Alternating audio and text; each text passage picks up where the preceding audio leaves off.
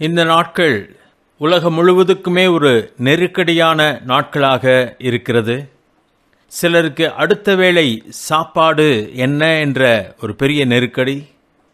வசதி படைத்தவர்களுக்கு எல்லாம் இருந்தாலும் தங்களுடைய வேலை போய்விடுமோ, இனி வெளிநாட்டிற்கு போய் வேலை பார்க்க முடியுமோ முடியாதோ என்ற ஒரு பயங்கரமான ஒரு நெருக்கடி.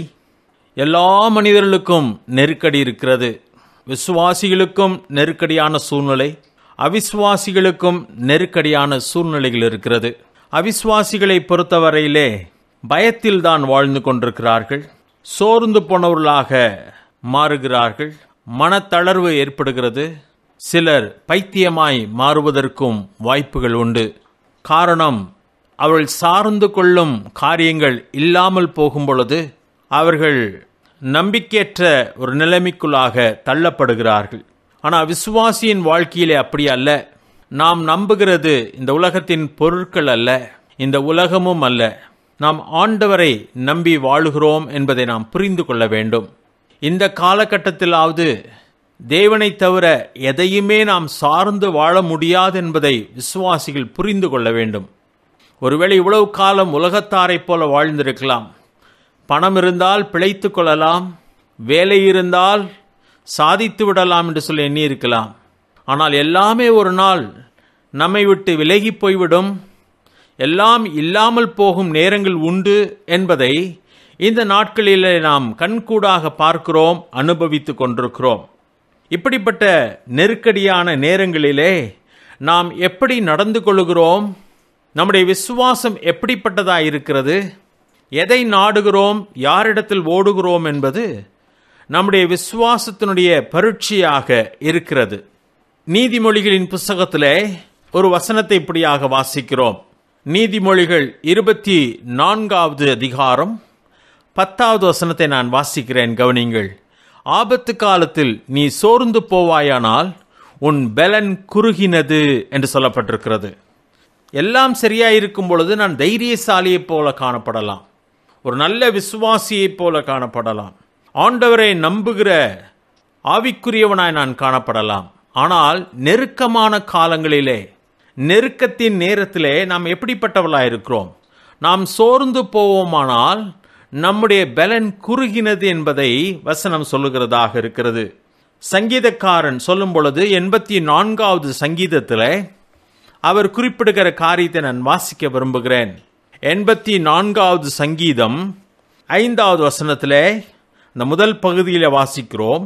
உம்மிலே பலன் கொள்கிற மனுஷன் பாக்கியவான் என்று சொல்லி வாசிக்கிறோம். எதிலே பலன் கொள்கிறோம்? நம்முடைய வேலை தான் நம்முடைய பலனா? நாம் வைத்திருக்கிற பணம் தான் நம்முடைய பலனா?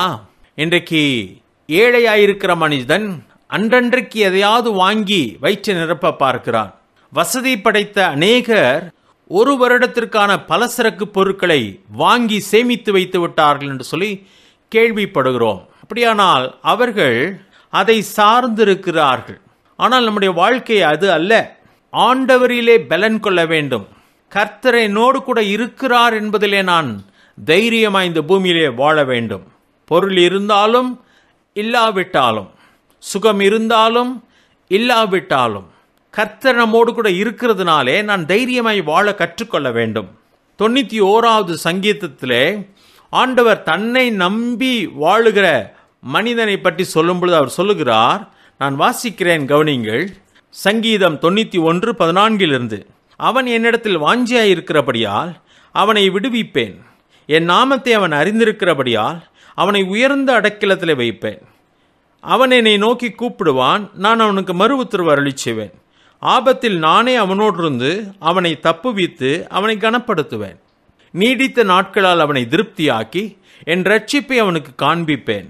சங்கீதம் 84:5 நாம் வாசித்தோம், உம்மிலே பலன் கொள்கிற மனுஷன் பாக்கியவான். தேவனை அறிந்திருக்கிற மனிதன் தேவனிலே பலன் கொள்ள வேண்டும். அவர் என்னோடு கூட இருக்கிறார் என்று சொல்லி 91வது அதிகாரம் 14ஆம் வசனத்திலிருந்து வாசிக்கும் பொழுது ஆண்டவர் சொல்லுகிறார், அவன் என்னிடத்திலே வாஞ்சியா இருக்கிறபடியினாலே அவனை நான் விடுவிப்பேன்.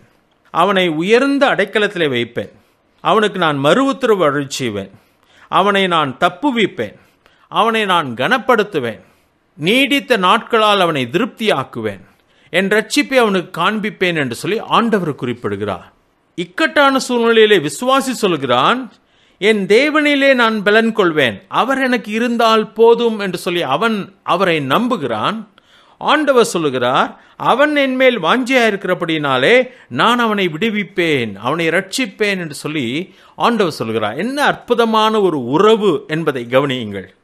நானும் நீங்களும் அப்படி வாழ பழக வேண்டும். இந்த பூமியிலே நெருக்கத்தில் போகாத எந்த மனிதனும் கிடையாது. வேதாகமத்தில் எத்தனையோ பேரை நாம் பார்க்கிறோம். யாருமே நெருக்கமான சூழ்நிலைகளை சந்திக்காதவர்கள் கிடையாது. தாவீதுடைய வாழ்க்கையை நாம் கவனிப்போமானால் அதிகமாய் நெருக்கப்பட்ட ஒரு மனிதனாக அவர் இருக்கிறார். 1 சாமுவேலின் புஸ்தகம் 30வது அதிகாரத்தை நாம் எடுத்துக்கொள்ளலாம். 1 சாமுவேலின் புஸ்தகம் 30வது அதிகாரம் 6வது வசனத்தை நான் வாசிக்கிறேன், கவனிங்கள். தாவீது மிகவும் நெருக்கப்பட்டான். சகல ஜனங்களும் தங்கள் குமாரர் குமார்த்திகளின் நிமித்தம் மனக்லேசத்தினாலே அவனை கல்லறிய வேண்டும் என்று சொல்லிக் கொண்டார்கள். தாவீது தன் தேவனாகிய கர்த்தருக்குள் தன்னை திடப்படுத்திக் கொண்டான் என்று சொல்லி வாசிக்கிறோம். தாவீது வித்தியாசமான ஒரு மனிதன். தாவீது அதிகமாய் நெருக்கப்பட்டான். உன்னுடைய சரித்திரத்தை அறிந்திருக்கிற நானும் நீங்களும் அதை புரிந்து கொள்ள முடியும். தேவனால் அபிஷேகம் பண்ணப்பட்டான். ஆனால் அதற்கப்புறம் தான் அவனுடைய நிலைமை மிகவும் மோசமாயிற்று. அநேக ஆண்டுகள் அவன் சவுலாலே விரட்டப்பட்டான், வேட்டையாடப்பட்டான், அவன் நெருக்கப்பட்டான். இந்த இடத்திலே 30வது அதிகாரத்திலே வாசிக்கும் போது அவனைப் போல கஷ்டத்தில் இருந்த மனிதர்கள் இன்னும் சூழ்நிலைகள் மாறின உடனே தாவீதையே கல்லறிய பார்த்தார்கள். அப்பொழுதுதான் தாவீது மிகவும் நெருக்கப்பட்டான். அவனுடைய வாழ்க்கையிலும் சிரமம். இப்பொழுது அவனை சுற்றி இருக்கிறவர்களும் அவனுக்கு விரோதமாய் நிற்கிறார்கள். அவன் அதிகமாய் நெருக்கப்பட்டான். அந்த நேரத்தில் அவன் என்ன செய்தான் என்பதை பார்க்கும்பொழுது ஆச்சரியமா இருக்கிறது. தாவீது தன் தேவனாகிய கர்த்தருக்குள் தன்னை திடப்படுத்தி கொண்டான். பிரியமானவர்களே, இன்றைக்கு நம்முடைய நாட்கள் நெருக்கமான நாட்கள் தான். வியாதி வந்துவிடுமோ என்று அச்சத்தோடு கூட வாழ்கிற சூழ்நிலை. உணவுக்காக என்ன செய்ய போகிறோம்? நான் இவ்வளவு நாட்கள் பார்த்த வேலை எனக்கு மறுபடியும் கிடைக்குமா? ஐயோ, கம்பெனியே விழுந்து போகிற நிலைமையில் இருக்கிறதே. பொருளாதார சூழ்நிலை மிகவும் மோசமாய் போய்விட்டதே. எப்படி நான் குடும்பத்தை நடத்த போகிறேன்? என் சம்பளத்தை நம்பி சில லோன் எல்லாம் எடுத்து விட்டேனே, நான் அதை திருப்பி செலுத்தியாக வேண்டுமே. நான் எப்படி என் பிசினஸை நான் நடத்த போகிறேன் என்று பலவிதமான நெருக்கங்கள் நம்முடைய மனதிலே ஓடிக்கொண்டிருக்கலாம். அந்த சூழ்நிலையிலே நாம் என்ன செய்ய போகிறோம்? கர்த்தரிடத்திலே ஓட கற்றுக்கொள்ள வேண்டும். கர்த்தரிலே நம்மை திடப்படுத்த கற்றுக்கொள்ள வேண்டும். அவரிலே பலன் கொள்ள நாம் கற்றுக்கொள்ள வேண்டும். அதுதான் முக்கியமான ஒரு காரியம். ஏன் வந்தது, ஏன் ஆண்டவர் எனக்கு இப்படி செய்தார்னு சொல்லி கேள்வி கேட்காதிருங்கள். நெருக்கத்திலே கடந்து போகாத எந்த தேவனுடைய மனுஷனும் இல்லை. நான் அதை ஏற்கனவே சொல்லிவிட்டேன். நம்முடைய வாழ்க்கையில் ஏற்படுகிற நெருக்கங்களும் அது தேவனால் அனுமதிக்கப்பட்டவைகள். தேவன் அறியாமல் நமக்கு எதுவுமே நடந்ததில்லை, நடப்பதும் இல்லை. அவர் அனுமதித்து வந்திருக்குமானால் அவர் இதிலிருந்து நாம் வெளியே போவதற்கும் ஒரு வழியை வைத்திருப்பார். அவர் நம்மோடு கூட இருக்கிறார். நமக்கு அவர் உதவி செய்வார். எந்த தயக்கமும் இல்லை. ஆனால் கடினமான சூழ்நிலையில் நாம் கடந்து போகும் பொழுது ஆண்டவர் நம்மை கைவிட்டது போல உணர்வுகள் ஏற்படலாம். பிசாசு அப்படிப்பட்ட பொய்களை நம்முடைய காதுகளில் வந்து சொல்லுவான். ஆண்டவர் உன்னை கைவிட்டு விட்டார், இதெல்லாம் ஏன் உன் வாழ்க்கையில் நடந்தது என்று சொல்லி. சிலத்தில் நம்ம அருகில் இருக்கிற மக்கள் நம்மிடத்திலே வந்து கேட்கலாம், ஏன் இது உன் வாழ்க்கையில் நடந்தது என்று சொல்லி. நம்மால் பதில் சொல்ல முடியாமல் கூட இருக்கலாம். ஆனால் தேவன் நம்மோடு கூட இருக்கிறார். அதிலே நாம் பலன் கொள்ள வேண்டும். நம்முடைய கர்த்தரிலே பலன் கொள்ள வேண்டும். சில வசனங்களை வாசிக்கலாம். சங்கீதம் எடுத்துக்கொள்வோம். சங்கீத புஸ்தகம் எடுத்துக்கொள்ளலாம். சங்கீத புஸ்தகம் 9வது அதிகாரம் 9வது வசனம். சிறுமைப்பட்டவனுக்கு கர்த்தர் அடைக்கலமானவர், நெருக்கப்படுகிற காலங்களில் அவரே தஞ்சமானவர் என்பதை தாவீது அங்கே சொல்லுகிறான். 18வது அதிகாரம் 6வது வசனம். எனக்கு உண்டான நெருக்கத்திலே கர்த்தரை நோக்கி கூப்பிட்டு என் தேவனை நோக்கி அபயமிட்டேன். தமது ஆலயத்திலிருந்து என் சத்தத்தை கேட்டார். என் கூப்பிடுதல் அவர் சந்நிதியில் போய் அவர் செவிகளில் ஏறிற்று. தாவீது கர்த்தரை நோக்கி கூப்பிடுகிற ஒரு மனிதனாக இருக்கிறான். 31வது அதிகாரம் 9வது வசனத்தை வாசிக்கிறேன். எனக்கு இறங்கும் கர்த்தாவே, நான் நெருக்கப்படுகிறேன். துக்கத்தினால் என் கண்ணும் என் ஆத்துமாவும் என் வயிறும் கூட கருகி போயிற்று என்று சொல்லி அவனுடைய துக்கத்தினுடைய அகோரத்தை அவன் சொல்லுகிறான். நெருக்கத்தினுடைய அகோரத்தை சொல்லுகிறவனாக இருக்கிறான். சங்கீதம் 120 முதல் வசனத்தை வாசிக்கிறேன். என் நெருக்கத்திலே கர்த்தரை நோக்கி கூப்பிட்டேன், அவர் எனக்கு செவி கொடுத்தார் என்று சொல்லி தாவீது சொல்லுகிறார். 142வது சங்கீதம் 2வது வசனத்தை வாசிக்கிறேன்.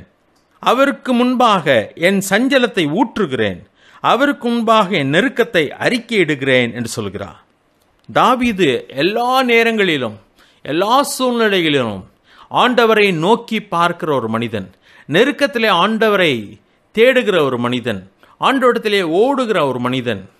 அதிகமாய் நெருக்கப்பட்டாலும் கூட அவன் அழிந்து போகவில்லை. சத்ருவாக எண்ணி அவனை பின்தொடர்ந்த சவுல் கையிலிருந்து தேவன் அவனை பாதுகாத்தார். தேவன் திட்டமிட்டபடி தாவீதை சிங்காசனத்திலே அமர்த்தினார். இஸ்ரவேலின் ராஜாக்களிலே சிறந்த ராஜாவாக அவனை ஆண்டவர் நடத்துகிறார். இன்னைக்கு நம்முடைய வாழ்க்கையில் ஆண்டவர் இருக்கிறார் இல்லையா, அது ஒன்றுதான் நம்முடைய பலனாக இருக்கிறது. சூழ்நிலைகளை பார்த்து நாம் பயந்து நடுங்க வேண்டிய அவசியம் இல்லை. சில உதாரணங்களை வேதாமத்திலே நாம் பார்க்க போகிறோம். நெருக்கத்தின் நேரத்திலே அவர்கள் எப்படி நடந்து கொண்டார்கள் என்று சொல்லி நானும் நீங்களும் கற்றுக்கொள்ள முடியும். அவருடைய வாழ்க்கையை நாம் கவனிக்கலாம். 2 ராஜாக்கள் 4வது அதிகாரம் எடுத்துக்கொள்ளலாம். அங்கே ஒரு பெண்ணினுடைய சரித்திரத்தை பார்க்கிறோம். ஒருவேளை நாம் படிக்கிற சம்பவங்கள் எல்லாம் நமக்கு தெரியும். ஆனால் இந்த சூழ்நிலையிலே நாம் அவைகளை உற்று நோக்க வேண்டும். அவர்கள் எப்படி நடந்து கொண்டார்கள்? இன்றைக்கு நம்முடைய நெருக்கமான சூழ்நிலைகளிலே நானும் நீங்களும் எப்படி நடந்து கொள்ள முடியும் என்பதை அதிலிருந்து நாம் கற்றுக்கொள்ள முடியும். இந்த பெண்ணுடைய பெயர் அங்கே சொல்லப்படவில்லை. இந்த பெண் ஒரு தீர்க்கதரிசியினுடைய மனைவியாக இருக்கிறார். அவளுடைய சூழ்நிலையை பார்க்கும் பொழுது அந்த கணவன் கர்த்தருக்கு பயந்து நடந்த ஒரு மனிதனாக இருந்திருக்கிறான். ஆனால் ஒருவேளை அந்த நாட்களிலே அவளுடைய தேவைகள் சந்திக்கப்பட வழி இல்லாதனாலே கடன் வாங்கி இருந்திருக்கிறான். ஆனால் இப்பொழுதோ அவன் மரித்து போனான். இப்பொழுது இந்த பெண்ணை பற்றி பார்க்கும்போது கணவன் மரித்து போய்விட்டான். கணவன் வைத்துவிட்டு போன கடன் தான் இருக்கிறது. அது மட்டுமல்ல, இப்பொழுது இன்னும் அதிகமான நெருக்கம் ஏற்பட்டு விட்டது. 2 ராஜாக்கள் 4வது அதிகாரம் 1 வசனத்தை வாசிக்க விரும்புகிறேன். தீர்க்கதரிசிகளுடைய புத்திரரில் ஒருவனுக்கு மனைவியாயிருந்த ஒரு ஸ்திரீ எலிசாவை பார்த்து, உமது அடியானாகிய என் புருஷன் இறந்து போனான், உமது அடியான் கர்த்தருக்கு பயந்து நடந்தான் என்பதை அறிவீர். கடன் கொடுத்தவன் இப்பொழுது என் 2 குமாரரையும் தனக்கு அடிமையாக்கி கொள்ள வந்தான் என்றாள். நெருக்கமான சூழ்நிலை. ஏற்கனவே நல்ல வசதி இல்லை, இப்பொழுது கணவனும் இல்லை. கணவன் வைத்த கடன் இருக்கிறது. இப்பொழுது கடன் கொடுத்தவன் வந்துவிட்டான். அவன் என்ன செய்ய பார்க்கிறான் என்று சொன்னான், செல்லமாய் இருக்கிற 2 குமாரர்களையும் அவன் அடிமையாக எடுத்துக்கொண்டு போக நிற்கிறான். ஒன்று காசை கொடு, அல்லது நான் பிள்ளைகளை தூக்கி கொண்டு போய்விடுவேன் என்று சொல்கிறான். அப்படியானால் அந்த பெண்ணினுடைய நிலைமை என்னவாக இருக்கும்? எல்லாவற்றையும் இழந்து நிற்கிற ஒரு பயங்கரமான சூழ்நிலை. இதை விட ஒரு நெருக்கம் வேறொன்றும் இருக்காது. கணவனும் இல்லை, இப்பொழுது பிள்ளைகளும் போகிறார்கள். நான் என்ன செய்ய முடியும் என்ற ஒரு பயங்கரமான நெருக்கமான சூழ்நிலையிலே இந்த பெண் என்ன செய்திருக்க முடியும்? உலக பிரகாரமாக ஆண்டவரை மட்டும் இந்த பெண் அறியாதிருந்திருப்பாளானால் அழுதே செத்து போயிருப்பாள், அல்லது தற்கொலை செய்து தன் குடும்பத்தை அழித்திருக்கலாம், அல்லது தெய்வத்தை தூஷித்து தவறான வழிக்கு சென்றிருக்கலாம். ஆனால் இந்த பெண் ஆண்டவரை அறிந்திருந்த பெண்ணாக இருந்தபடியினாலே, இவளுடைய கணவனும் கர்த்தருக்கு பயந்து நடந்த ஒரு மனுஷனாக இருந்தபடியினாலே, இந்த பெண் இந்த நெருக்கமான சூழ்நிலையிலே எலிசா தீர்க்கதரிசியை நோக்கி ஓடுகிறாள். என்ன எதிர்பார்த்து ஓட முடியும்? எலிசாவும் பெரிய வசதி படைத்த ஒரு மனிதன் அல்ல. அவன் தேவனை நம்பி வாழ்ந்த ஒரு மனிதன். அவனும் ஒரு தீர்க்கதரிசி. அவருக்கு கீழாக தான் இந்த தீர்க்கதரிசியும் வாழ்ந்திருக்க வேண்டும். அந்த மனுஷனிடத்திலே ஓடுகிறாள். என்ன எதிர்பார்த்து ஓடுகிறாள் என்று சொன்னால், தான் என்ன செய்ய என்று சொல்லி ஆலோசனைக்காக ஓடுகிறாள். அவளுடைய வாழ்க்கையில் நடந்த காரியங்கள் எல்லாம் நடக்கும் என்பது அவளுக்கு முன்னதாக தெரியாது. ஆனால் தேவனிடத்திலே ஆலோசனையை பெற்றுக்கொள்வதற்காக, நான் என்ன செய்ய முடியும் என்று சொல்லி கேட்பதற்காக ஓடுகிறாள். இதான் நம்முடைய வாழ்க்கையில் ரொம்ப முக்கியமான ஒரு காரியம். யாரிடத்திலே ஓடுகிறோம்? யாரை நம்பி ஓடுகிறோம்? எலிசாவை நம்பி அந்த பெண் ஓடவில்லை. ஏனென்று சொன்னால் அவளுக்கு நன்றாகவே தெரியும் எலிசா எந்த விதத்திலும் அவளுக்கு உதவி செய்ய முடியாது என்று சொல்லி.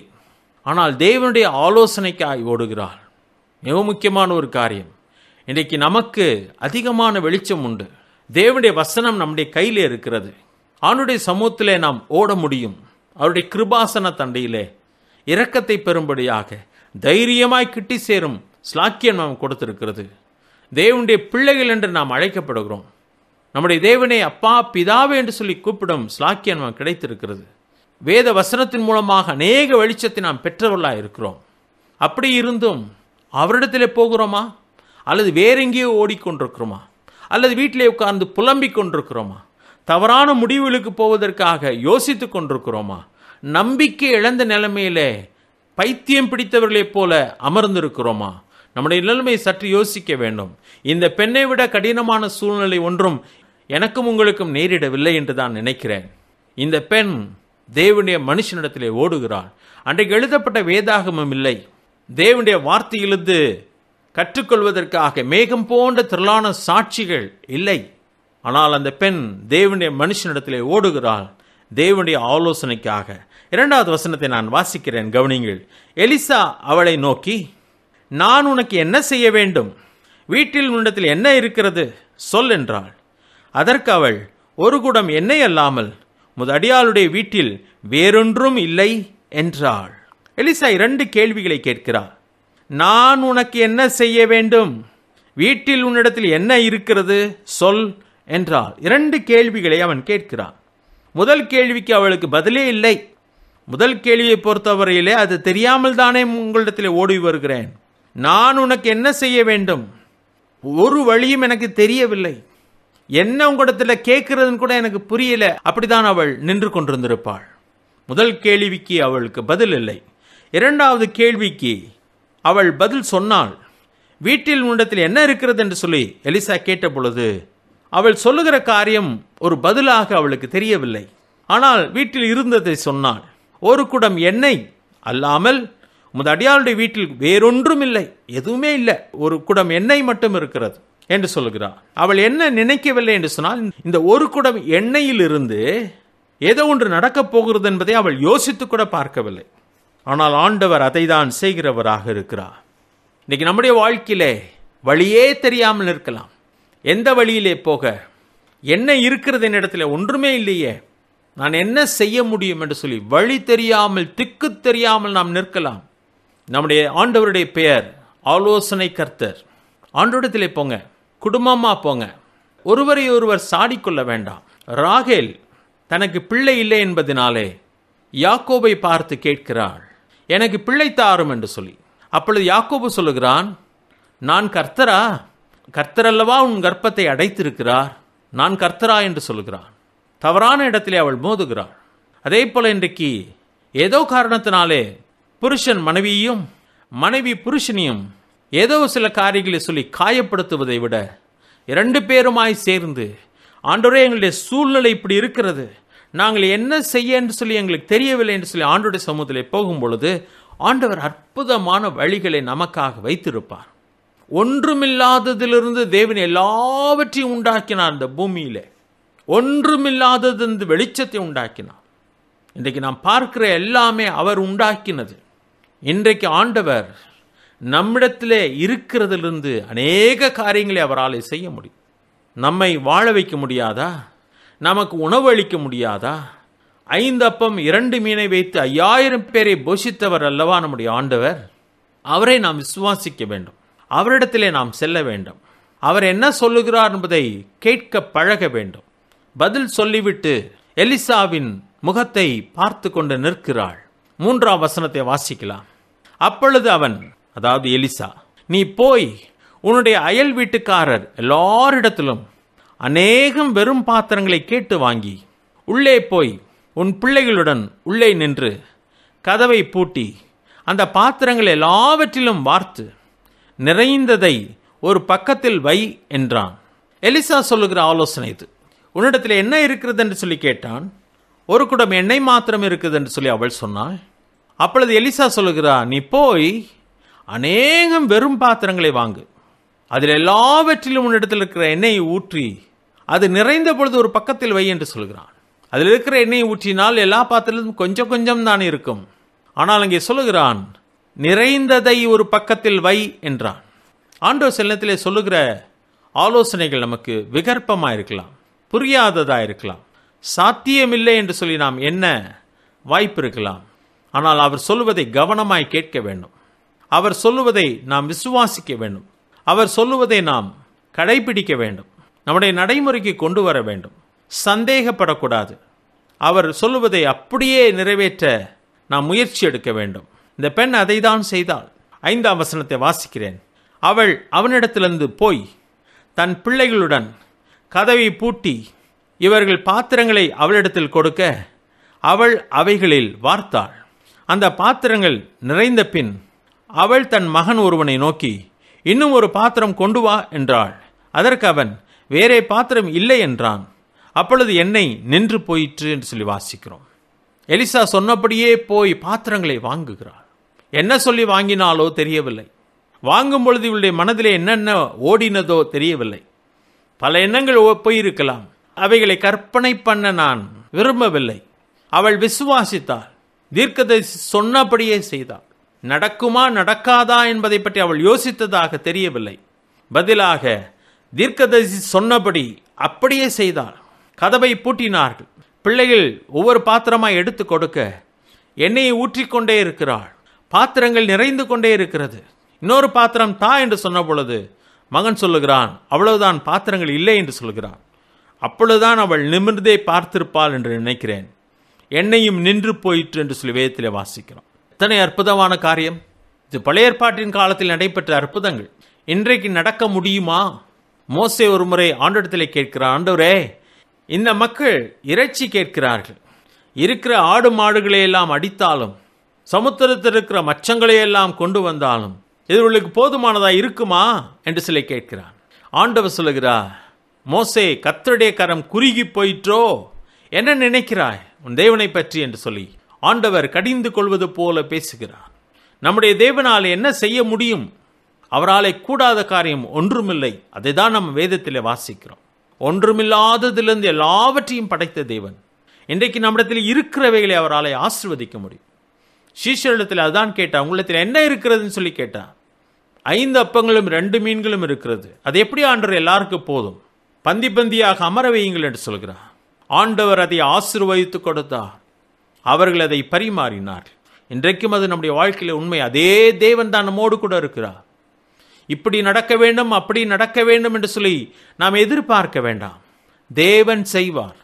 ஒருவேளை அவளுக்கு எல்லா பாத்திரங்களும் எண்ணெயினால் நிரம்பிற்று, மொத்தமாக எண்ணெய் கிடைத்து விட்டது. ஒருவேளை நமக்கு அப்படி கிடைக்காமல் இருக்கலாம்.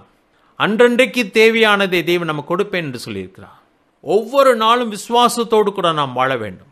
ஒவ்வொரு நாளை நான் முடிக்கும் பொழுதும் தேவன் எவ்வளவு அற்புதமாக என்னை இந்த நாளிலே வழிநடத்தினார் என்று சொல்லி ஆச்சரியப்படத்தக்கதாக தேவன் நம்மை ஒவ்வொரு நாளும் வழிநடத்துவேன் என்று சொல்லியிருக்கிறார்.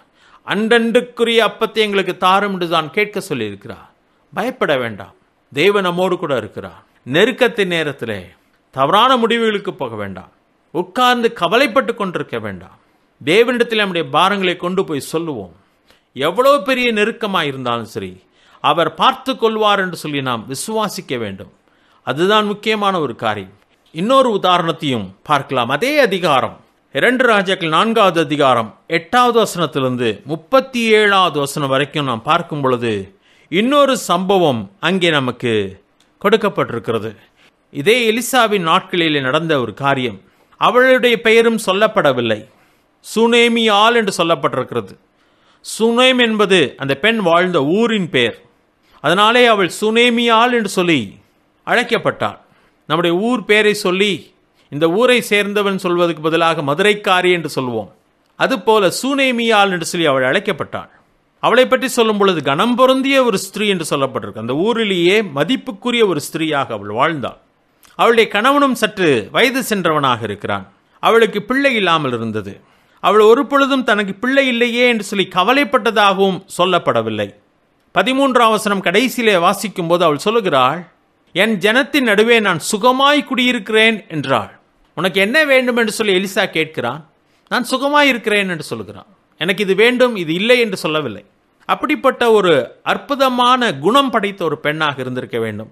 கனம் பொருந்திய ஒரு பெண்ணாக, ஊரே மதிக்கக்கூடிய ஒரு பெண்ணாக அவள் இருந்திருக்க வேண்டும்.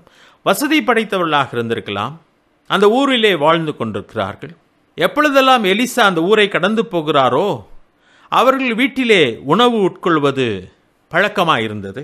எலிசாவை பலமுறை பார்த்த அந்த பெண் அவர் தேவனுடைய மனுஷன் என்பதை புரிந்து கொண்டதோடு கூட இவர் பரிசுத்தவான் என்று காண்கிறேன் என்று சொல்லுகிறார். 9ஆம் வசனத்தினுடைய கடைசியில் தேவனுடைய மனுஷன் என்பதை முதலிலே பார்த்தாள்.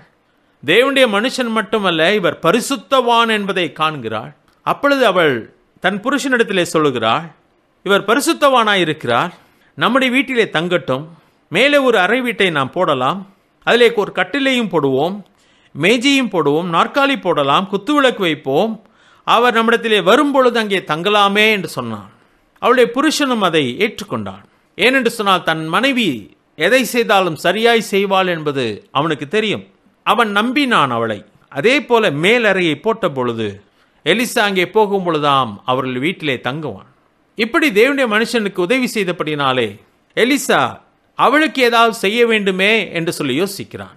அவளுக்கு என்ன இல்லை என்று சொல்லி விசாரித்த பொழுது அவளுக்கு பிள்ளை இல்லை என்பது தெரிய வருகிறது. அப்பொழுது ஒரு நாள் அவளை கூப்பிட்டு சொல்லுகிறான். 2 ராஜாக்கள் 4வது அதிகாரம் 15-16 வசனங்களை வாசிக்கிறேன். அப்பொழுது அவன் அவளை கூப்பிடு என்றான். அவளை கூப்பிட்ட போது அவள் வந்து வாசற்படியிலே நின்றாள். அப்பொழுது அவன் ஒரு பிராண உற்பத்தி காலத்திட்டத்திலே ஒரு குமாரனை அணைத்து கொண்டிருப்பாய் என்றான். அதற்கு அவள், ஏது தேவனுடைய மனுஷனாகிய என் ஆண்டவனே, உமது அடியாளுக்கு அபத்தம் சொல்ல வேண்டாம் என்றாள். அவள் அதை எதிர்பார்க்கவில்லை. எந்த பிரதிபலனையும் அவள் எதிர்பார்க்கவில்லை. தனக்கு கட்டாயம் பிள்ளை வேண்டும் என்றும் அவள் எதிர்பார்க்கவில்லை. ஆனால் தேவன் கிருபையாக அவளுக்கு ஒரு பிள்ளை கொடுப்பேன் என்று சொல்லி திட்டம் வைத்திருந்தார். அவள் பாராட்டின இரக்கத்திற்கு தேவன் பிரதிபலனாக அவளுக்கு ஒரு பிள்ளையும் கொடுத்தார். அந்த பிள்ளை வளர்ந்தான். அந்த பிள்ளை வளர்ந்து வந்த பொழுது ஒரு நாள் 19வது வசனத்தை வாசிக்கிறேன். தன் தகப்பனை பார்த்து, என் தலை நோகிறது, என் தலை நோகிறது என்றான். அப்பொழுது அவன் வேலைக்காரிடத்தில், இவனை இவன் தாயினிடத்துக்கு எடுத்துக்கொண்டு போய் விடு என்றான். அவனை எடுத்து அவன் தாயினிடத்தில் கொண்டு போன போது அவன் மத்தியானம் மட்டும் அவள் மடியில் இருந்து செத்து போனான். ஒரு நெருக்கடியான சூழ்நிலை. இதுவரைக்கும் எந்த நெருக்கடியும் இல்லை. கனம் பொருந்தின ஒரு பெண், எதுவுமே இல்லை என்று சொல்லி யோசித்து வாழவில்லை, எதற்காகவும் ஏங்கவும் இல்லை. தங்களால் தேவனுக்கு என்ன செய்ய முடியும் என்று சொல்லி யோசித்து தேவனுடைய மனுஷனுக்கு உதவி செய்தார்கள். எதையுமே அவர்கள் எதிர்பார்க்கவில்லை. தேவனாக கிருபையாக கொடுத்தார். பிள்ளை இல்லாத இடத்திலே ஒரு குமாரனை கொடுத்த பொழுது நிச்சயமாய் அவளும் அந்த பையனை அதிகமாய் நேசித்திருந்திருப்பாள். இப்பொழுது அந்த பையன் தன் கையை விட்டு போய்விட்டான், செத்து போனான். ஒரு நெருக்கடியான சூழ்நிலை. இந்த இடத்திலே அவள் விழுந்து புரண்டு அழுகிறவளாய் இல்லாமல் அவள் என்ன செய்தாள் என்பதை தான் நானும் நீங்களும் பார்க்க வேண்டும். நம்முடைய வாழ்க்கையில் இப்படிப்பட்ட நெருக்கங்கள் ஏற்படும் பொழுது நானும் நீங்களும் என்ன செய்ய போகிறோம், நான் எதிர்பாராதது நடக்கும்போது என்ன செய்ய போகிறோம் என்பதை நாம் புரிந்து கொள்ள வேண்டும். 21வது வசனத்தை வாசிக்கிறேன்.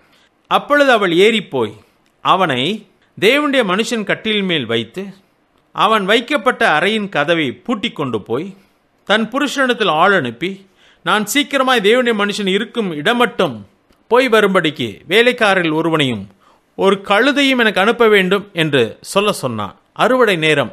புருஷன் நிலத்திலே அறுவடை செய்து கொண்டிருக்கிறான். வீட்டிலே இந்த துக்கமான சூழ்நிலை ஏற்பட்டு விட்டது. புருஷனிடத்தில் எதுவும் சொல்லவில்லை. பிள்ளை அந்த அறையிலே வைத்து பூட்டினாள். வேலைக்காரனை கூப்பிட்டு கழுதையிலே ஏறி பிரயாணத்தை ஆரம்பித்தாள்.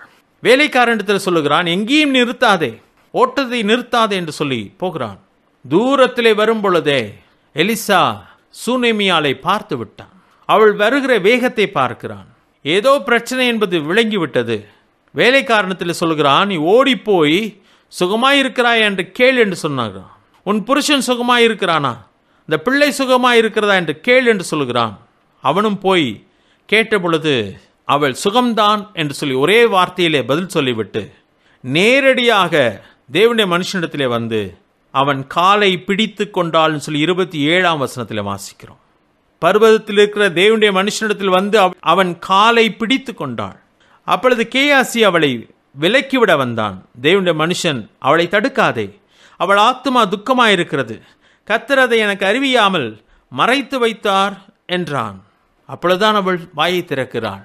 நான் குமாரனை கேட்டதுண்டா, ஆண்டவர் தானே எனக்கு கொடுத்தார், இப்பொழுது அவன் மரித்து போனான் என்று சொல்கிறான். எலிசா தன் வேலைக்காரனை முன்னதாக அனுப்புகிறான்.